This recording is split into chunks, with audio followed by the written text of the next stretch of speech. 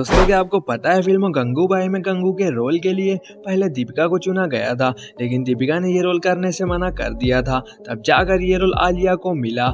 Film में कमाटीपुरा की story दिखाई गई है, जिसके लिए डायरेक्टर संजय लीला भंसाली ने बहुत बड़ा सेट बनवाया था। इसे बनवाने में लगभग 3 महीने लग गए थे। साथ ही फिल्म में आपने हुमा कुरैशी का ये सॉन्ग शिकायत भी देखा था, लेकिन क्या आपको पता है इसकी शूटिंग के वक्त हुमा को डायरेक्टर से बहुत डांट पड़ी थी, क्योंकि जिस तरह का एक्सप्रेशन चाहते थे हुमा वो दे ही नहीं पा रही थी। वही फिल्म में आपने ये रोशन टॉकीज, अल्फ्रेड और गुलशन सिनेमा देखा था।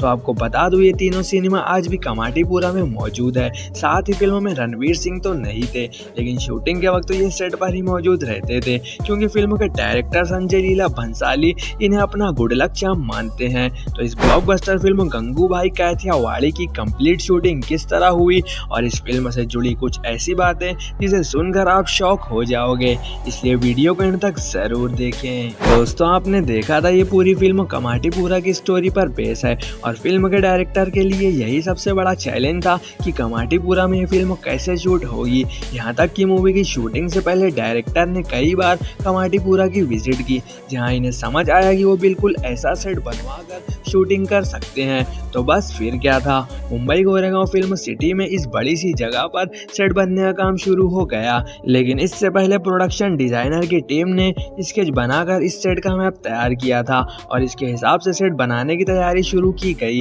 और आपको बता दूं ये पूरा सेट प्लाईवुड और वुडन ब्लॉक से बनाया गया था, जो काफी मजबूत और दमदार था, क्योंकि ऑफकोर्स यहाँ पूरी फिल्म शूट होने वाली थी। साथ ही आपको ये भी बता दूं कि संजय लीला भंसाली अपने काम को बहुत बारीकी से करते हैं। सेट पर पर्दे किस तरह के होंगे, पेंटिंग किस तरह की होगी, साथ ही आसपास मौजूद बर्तन और कपड़ों की दुकान वगैरह का फाउंडेशन किस तरह का होगा, इस पर वो बहुत ध्यान देते थे। और इतनी मेहनत के बाद जब ये सेट बनकर तैयार हुआ तो ये कोई नकली सेट नहीं बल्कि पूरा कमाटीपुरा लग रहा था।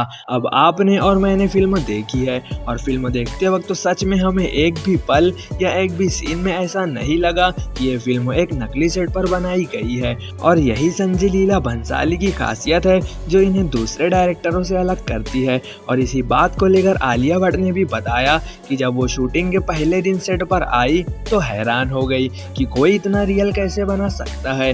इस कलाकारी के लिए खास तौर से हमें डायरेक्टर और प्रोडक्शन टीम को क्रेडिट देना चाहिए, जिन्होंने दिन रात मेहनत करके इस तरह का सेट तैयार किया था। इसके बाद आपको इस धमाकेदार सॉन्ग ढोलीड़ा की शूटिंग दिखाता हूँ।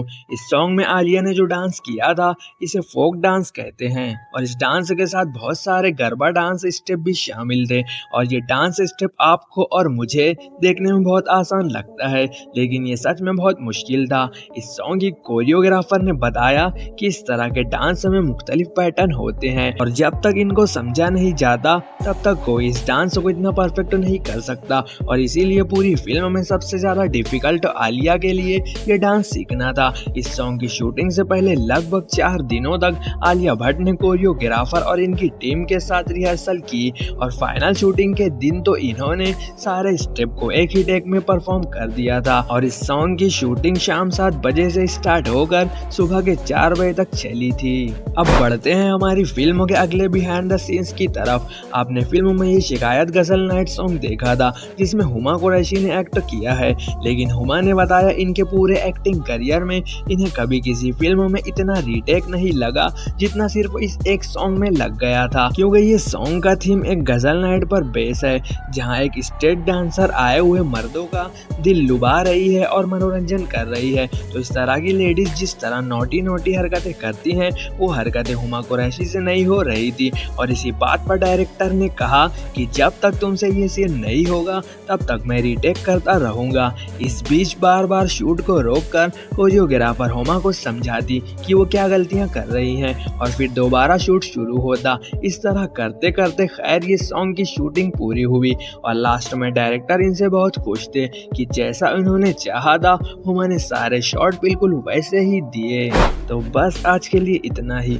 आई होप आपने मूवी देखी होगी, अगर नहीं देखी तो जरूर देखें। आलिया ने इस फिल्म में कुछ अलग ही परफॉर्मेंस दी है जो सच में आपको पसंद आएगी। वहीं फिल्म देखते वक्त रील और रियल वर्ल्ड में डिफरेंस बैलेंस करना मुश्किल हो जाएगा, जिसका मेन क्रेडिट इस फिल्म के डायरेक्टर संजय लीला भंसाली को ही जाता है। अब मिलते हैं अगली वीडियो में, तब तक के लिए